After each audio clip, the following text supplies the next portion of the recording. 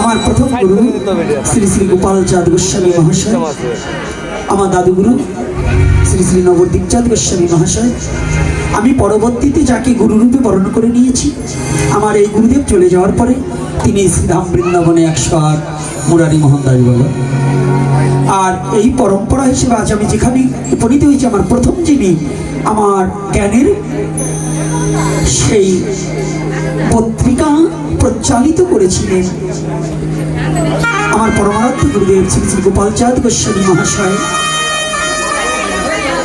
গুরুবস্তু যিনি রাধারমন চাঁদ গোস্বামী, তিনি আমার কাকা গুরু। আজকে এমন একটা জায়গায় এসে উপনীত হয়েছি, আমার হরিকথা বলবার যোগ্যতা এবং সমস্ত কিছু হারিয়ে গেছে। তথাপিও ভক্তের অনুরোধে, মহাপ্রভুর কৃপায়, গুরু গোবিন্দের অশেষ দয়ায় আপনাদের চরণ প্রান্তে আসতে পেরেছি। এই হরিকথা বলতে হলে কিছু জ্ঞান এবং কিছু গুণের প্রয়োজন। প্রথমেতে বিদ্যাগুণ, দ্বিতীয়তে ভাষা জ্ঞান। আমি সেই বিদ্যা এবং ভাষা থেকে সসম্পূর্ণভাবে অযোগ্যজন। তবে শুনেছি পুরাণে মহিমা ব্যাখ্যা নেই, অসম্ভব সম্ভাবে যদি সাধুগুরু বৈষ্ণবের কৃপা হয়।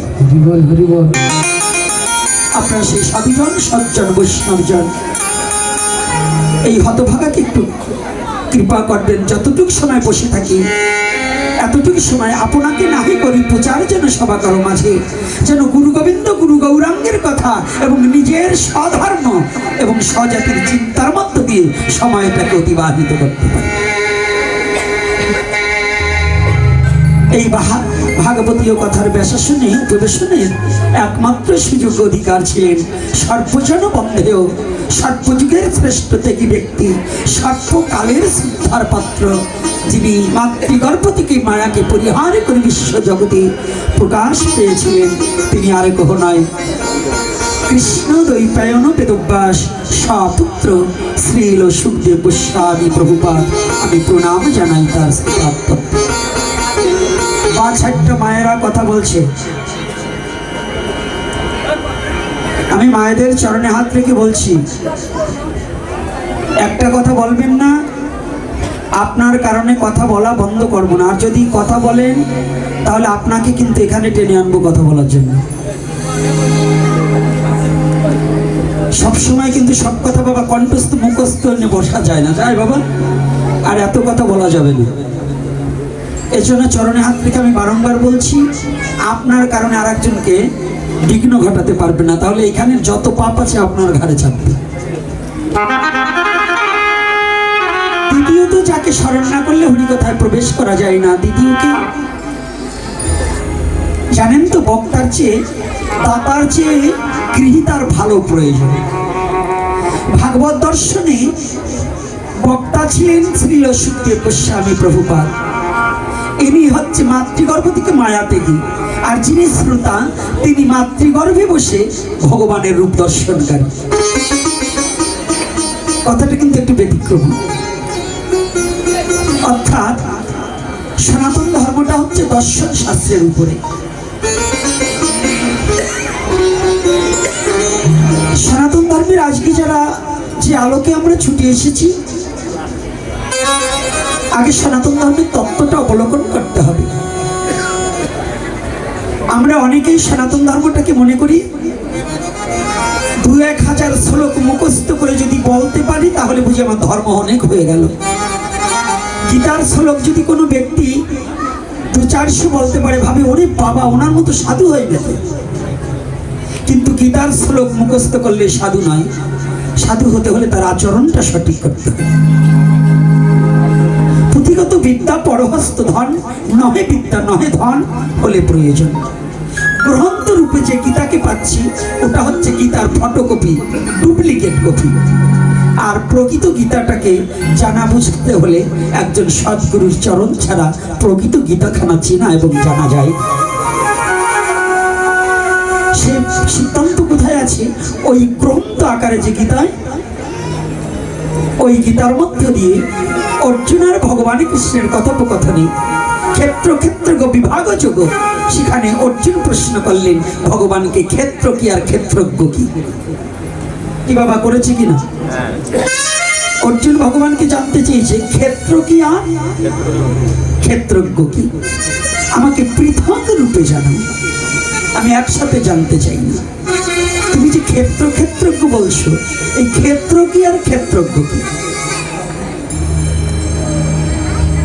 সনাতন ধর্মটা কি জানেন? আমি প্রায় আসলে বলে থাকি, সনাতন ধর্মের শাস্ত্র হচ্ছে সংবিধান।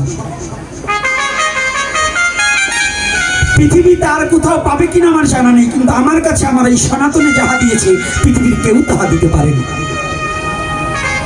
পৃথিবী চলতে হলে, একটা রাষ্ট্র পরিচালনা হতে হলে যেমন একটা সংবিধানের প্রয়োজন, সংবিধানের বাইরে যে রাজ্য চলে, যে রাষ্ট্র চলে, সেটা সঠিক নয়। তদ্রূপ মানব জীবন পরিচালিত করতে হলে সনাতন ধর্মের শ্রীমদ্ ভগবত গীতা হচ্ছে একটা কি সংবিধান। তাহলে এই সংবিধানের বাইরে মানব চলতে পারে না। আর যদি এই সংবিধানের বাইরে কোনো সনাতনী চলে, জানতে হবে সে মেলচ্ছ, সে কোনো সনাতনী নয়। এই কথাটা কষ্ট পাচ্ছেন নাকি? হ্যাঁ, গীতার বাইরে যার জীবন আদর্শটাকে চালাতে চায়, গীতা ভাগবত পুরাণাদি ইহার বাইরে যার পাণ্ডিত্য দ্বারা চালাতে চায়, সে মেলচ্ছল, সে সনাতন ধর্মের জন্মগ্রহণ করতে পারে, কিন্তু সে সনাতন ধর্মের আদি তত্ত্বটাকে উপলব্ধি করতে জানে না। মৌমাছিও মাছি আর বিষ্ঠার মাছিও মাছি, দুটোকেই মক্ষিকা বলা হয়। তবে মৌমাছি পারে মধু সঞ্চয় করতে, আর এই বিষ্ঠার মাছি শুধু নোংরা জায়গায় পড়তে জানে, কোনোদিন মধু আস্বাদন করতে জানে না। তদ্রূপ সনাতন ধর্মে জন্মগ্রহণ বহুত জন্মের পুঞ্জিত ফলম হেন জন্ম লভাইতে। যার বহু বহু জন্ম অতিক্রম সাধনার ফলে সনাতন ধর্মে জন্মগ্রহণ করতে পেরেছি, এজন্য আমার জন্ম সার্থক, যে আমি সনাতনে প্রভু করুণা করে আমাকে জন্ম দিয়ে পাঠিয়েছি।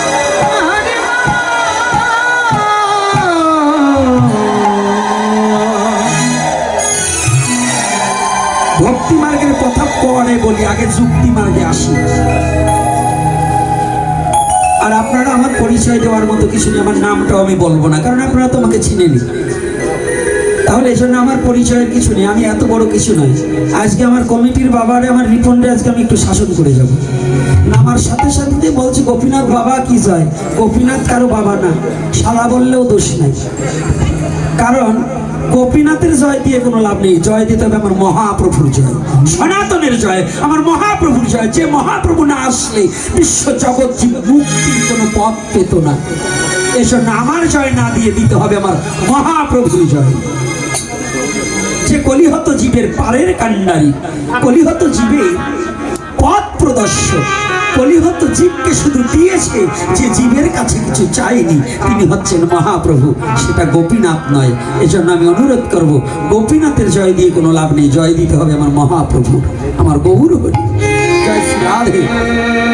একটা একটা করে ধরে ধরে কথা বলছি, কারণ একদিনের আলোচনায় বিশেষ তত্ত্ব বলা যায় না, 2-4 দিনের প্রয়োজন। আমার বাবারা চেয়েছিল, কিন্তু আমার সময়টা দিতে পারিনি। তাহলে গীতা কেমন একটা সংবিধান? কেমন সংবিধান? গীতা হচ্ছে একটা দলিল। আপনি জমি ইচ্ছা করলেই যেমন ভোগ করতে পারবেন না, কি করা যাবে নাকি সাধু কর্তারা? ওই মাঠে গিয়ে আমি দাড়ি যতই থাকুক, যাই যদি বলি ওই সব জমি আমার, কেউ দিবেন? দলিলে থাকতে হবে। দলিলে গীতাটা কি একটু বুঝুন, ক্ষেত্র কি আর ক্ষেত্রজ্ঞ কি? শ্রীমদ্ ভগবত গীতায় বললেন, অর্জুন জিজ্ঞাসা করেছেন, হে ভগবান, ক্ষেত্র কি আর ক্ষেত্রজ্ঞ কি? ভগবান এক কথায় চমৎকার উত্তর দিয়ে দিলেন, ক্ষেত্র মানে দেহ, আর ক্ষেত্রজ্ঞকে যেন যিনি উটা সম্বন্ধে বিশেষ করে জানে। দুটো কথা আজকে দর্শনও হবে, ভজনও হবে। কারণ যেহেতু বৈষ্ণবের চূড়ামণি তৎকালীন সময় পাণ্ডিত্যে নিপুণ এই রাধারমণ চাঁদ গোস্বামী যখন এই গৌর গোবিন্দ সেবা আশ্রম করে, গৌর সাধু যখন তাকে আনে, এবং আমার গুরুদেব গোপাল চাঁদ গোস্বামী যখন এই রাধারমণ চাঁদকে এই জলির পারে আনে, আমার গুরুদেব, বরিশাল থেকে বেহালা থেকে কালিয়াকান্তকে পর্যন্ত তখন নবদ্বীপ চাঁদের নৌকার মাঝি ছিলেন আমার গুরুদেব। তখন এই নৌকায় তুলেন কালিয়াকান্তকে এবং এই যে আমাদের রাধারমণ চাঁদ গোস্বামীকে, একমাত্র এই গোপাল চাঁদ গুরু ভাই ভাই ভাইয়ে যতটা টান ছিল, ভালোবাসা ছিল, প্রেম ছিল, এখানে কিন্তু টেনে আনেন তিনি।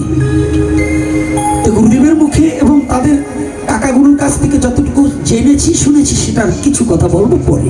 কিন্তু আজকে ভজনীয় বৈষ্ণবের আখড়াটা হয় ভজনের জায়গা, শান্তির জায়গা, পবিত্র জায়গা। কিন্তু এখন বর্তমান সমাজ, এখন আমাদের বৈষ্ণবের যা দ্বিধাদ্বন্দ্ব, 5 জন কলেজের ছাত্র 5টা আইডিয়া গরু এক গোয়ালে থাকতে পারে, কিন্তু 5 জন বৈরাগী এক ঘরে থাকতে পারে না। কথাটা বলছে, এখন আমার মতো বৈষ্ণব যা আইডিয়া গরুর চেয়ে খারাপ। অর্থাৎ 5টা আইডিয়া গরু বানবেন, তারা এক গোয়ালে খাবে, এক জায়গা থাকবে, অথচ বৈরাগীর দলে এক জায়গা 5 জন থাকতে পারে না। বুঝতে পারছেন বৈষ্ণব সমাজ? তাহলে আমাদের পরিণতিটা কোথায় এসেছে জানেন? এটা এই যে কথাটা, ইনজেকশন গুলো একটু মনে রাখবেন, আবার ব্যথাটা সেরে দিন না তাড়াতাড়ি। এগুলো কিন্তু আমার ইনজেকশন, এই কথাগুলো একটু মনে রাখতে হবে, না হলে কিন্তু কপাল পুড়ে যাচ্ছে আমাদের। সনাতনী জাতি পরম পিতাকে ভুলে বসে আছে। সনাতনী জাতি এখন পরম পিতাকে কেউ শ্রদ্ধা করতে জানে না, শুধু অভিনয় করে সময়টাকে অতিবাহিত করছি। ভুলে গেছি এসেছি, আমার যেতে হবে। এখন আমি নিজেই প্রভু সেজে বসে আছি, দাসত্ব ভুলে গেছি। আর এখানে পদকর্তা বললেন, দাস হয়ে এসেছিল সাজিয়া প্রভু, আবার আমার যেতে হবে, আমি ভাবিনি কখনো। আবার আমাদের যেতে হবে, কিন্তু সেই পরম পিতাকে ভুলে গেছি। আর সেই পরম পিতার সন্ধান একমাত্র ক্ষেত্র ক্ষেত্রজ্ঞ বিভাগ যুগে। কোথায় ক্ষেত্র আর ক্ষেত্রজ্ঞকে